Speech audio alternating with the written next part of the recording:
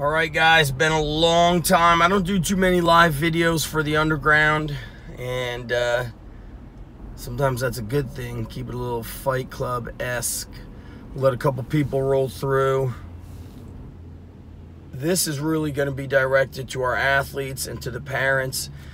Not even sure how many parents look at our stuff, but I'll let a couple more people roll through. Sitting in some good old traffic on 287.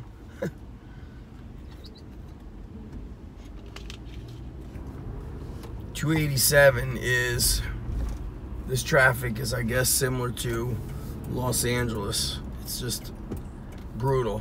So let's talk about something that I've been speaking about for so long.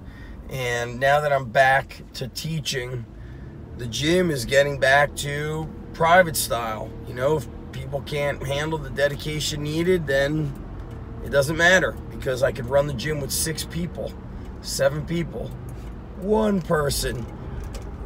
I've shared a story recently about John Schlafer, who we didn't start training until his sophomore year. It was the summer before sophomore year, I believe. But he was already an all-state wrestler. As a freshman, he took 8th in the state. And then I believe he went 3rd, 2nd, 1st, winning the states his senior year. Then he went to Princeton. But he never stopped training. He trained year-round.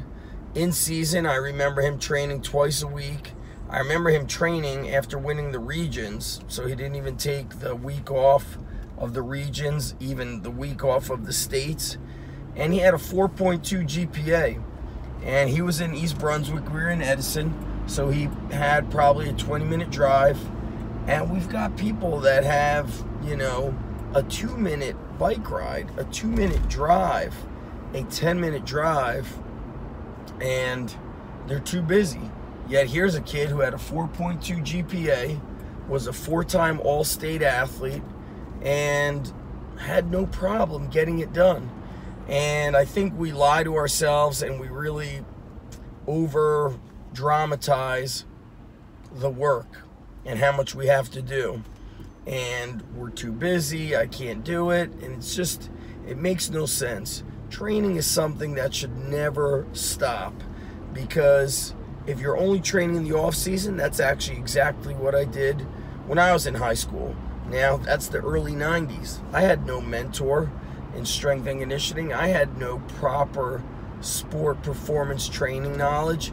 So I thought when the season started, I don't lift and I just run and do the sport.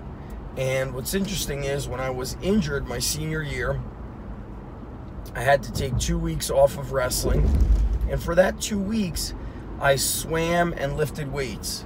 And I came back in better shape, all around, stronger, more explosive, better conditioned, without running, without doing all of the things I had done the previous years, because I did it wrong.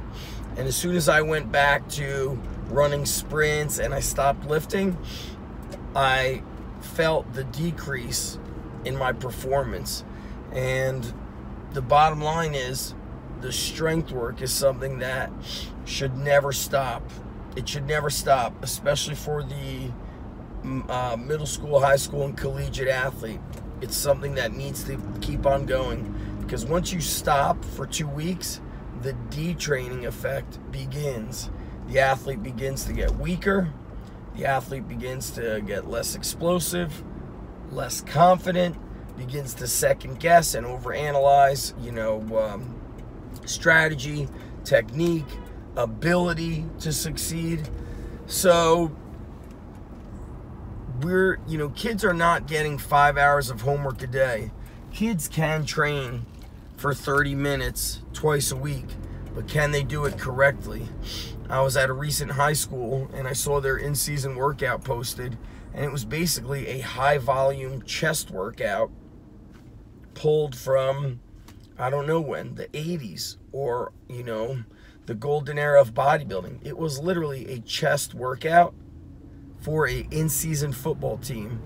The only thing that would come about from that workout is they'd get extremely sore in the chest, shoulders, and arms, and they would be more susceptible to injury and less capable, especially if you're a lineman and you've got to punch those arms, and they'd be less prepared and less capable of performing their best during game day.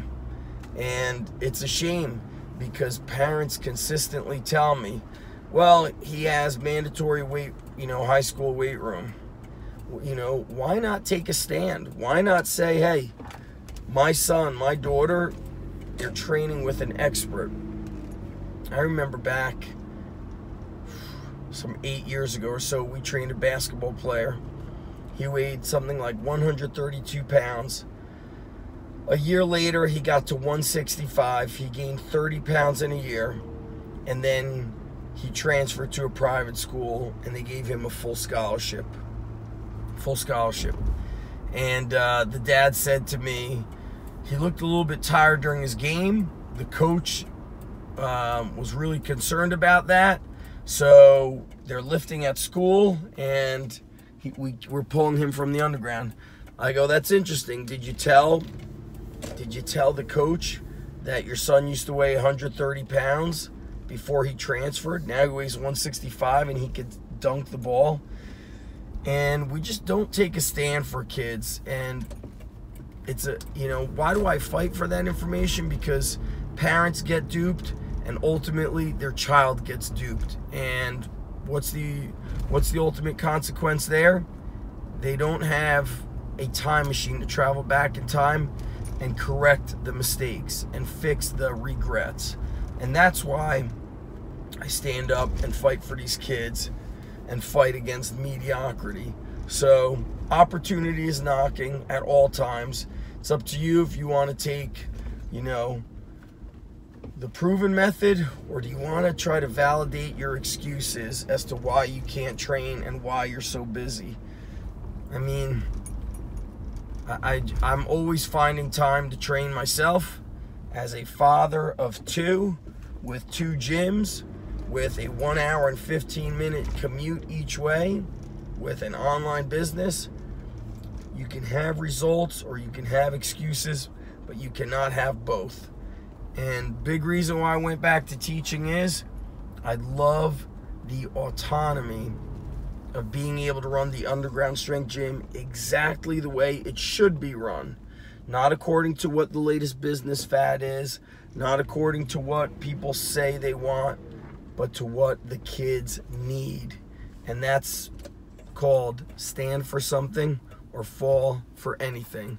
So I'm sure a lot of people are going to hate me for speaking the truth, but I'm standing up for the kids. I'm not going to encourage kids to stop training when it makes them worse. I'm not going to encourage kids to attend mandatory weight room workouts where they're doing round back power cleans that look like stiff leg, jumping jack, hunched over exercise that's going to hurt them. Or doing, a high volume chest workout in season for football. Hey, it's not what you do, it's how you do it. And I'm fighting for these kids because I stand for excellence. That's it. Nothing wrong with standing for what you believe in. I'm not going to the grave allowing myself to lie down and, let the mediocrity take over. UndergroundStrengthGym.com. Link is in the bio for supportive parents with hardworking athletes.